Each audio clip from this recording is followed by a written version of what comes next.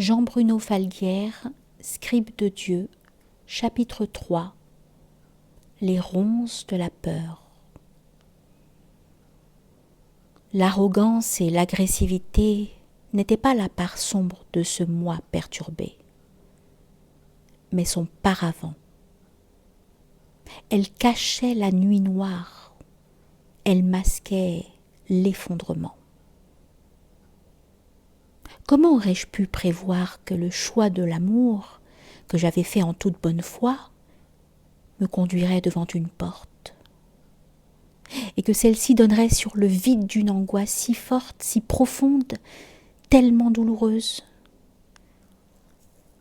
Des vertiges s'emparaient de moi. Je titubais au point de perdre l'équilibre. Pauvre de moi! Je me terrais dans un angle du mur, accroupi, et je me bouchais les oreilles pour ne plus entendre les vacarmes du monde. Il m'arrivait même de couper l'électricité pour échapper à la sonnette de la porte d'entrée et de décrocher le téléphone pour interdire au monde de me poursuivre dans mon isolement et d'augmenter ma terreur. Assez courantes, ces crises encadraient des moments de survie durant lesquels j'essayais de faire quelque chose de mon existence. J'écrivais quelques chansons, composais des mélodies et gagnais ainsi un peu d'argent dans les cabarets. J'étais inscrit comme auteur-compositeur à la SACEM, à la suite d'un contrat proposé par un éditeur musical qui m'avait remarqué un soir lors d'une brève prestation dans un restaurant. Au vrai, je ne me sentais à la hauteur de rien. J'étais tenaillée par un cruel sentiment de dévalorisation, d'illégitimité coupable, et je vivais sans répit dans la crainte d'une faute imaginaire qui, tôt ou tard, me vaudrait une sanction de la vie.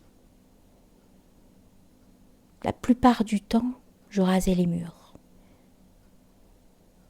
jusqu'à ce que le souffle d'un moment de lumière me dévoile un autre aspect du monde et des gens, une autre vie possible, un espoir rayonnant qui rendrait soudain accessibles quelques désirs et des bouts de rêve. Je m'accrochais à ces promesses avec une force presque animale. Dans ces moments de grâce, durant des jours entiers parfois, je m'adressais au monde et lui racontais à haute voix des projets afin de me convaincre de leur bien fondé, pour ne pas les oublier, pour les rendre plus vrais. Ainsi, je me persuadais qu'ils deviendraient des repères pour les lendemains, qu'ils me permettraient de surnager, de ne pas me noyer dans mon océan de peur. C'est ainsi qu'année après année, j'ai grappillé quelques îlots de paix et de petites réussites, quelques encouragements et quelques bribes de compliments, de reconnaissance. Peu à peu, tout cela me rendait un peu de légitimité, un peu de confiance. Jour après jour, j'ai commencé à gagner du terrain sur mes angoisses. J'écrivais de belles chansons. Le commencement d'une reconnaissance était indéniable. J'arrivais à croire en mon petit talent, lequel a grandi au point que je me suis retrouvée en première partie d'une prestation de Léo Ferré, puis de Claude Nougaro. 2 nuits épiques dont je me souviendrai à jamais, avec des hommes de cette trempe, c'est en nuits entières et en petits matins inoubliables que se comptent les rencontres. Je m'ouvrais doucement à une carrière dans le showbiz. Toutefois, mes crises d'angoisse, quoiqu'elles fussent fréquentes, restaient violentes et très invalidantes. J'ai donc pris la décision d'entamer une psychanalyse.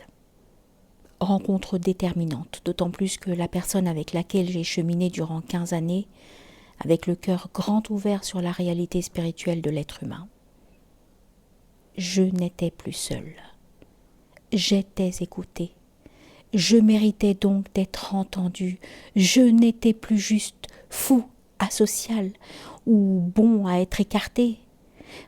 Mon être en errance retrouvait une légitimité. Du coup, je portais nouveau regard sur mes géniteurs.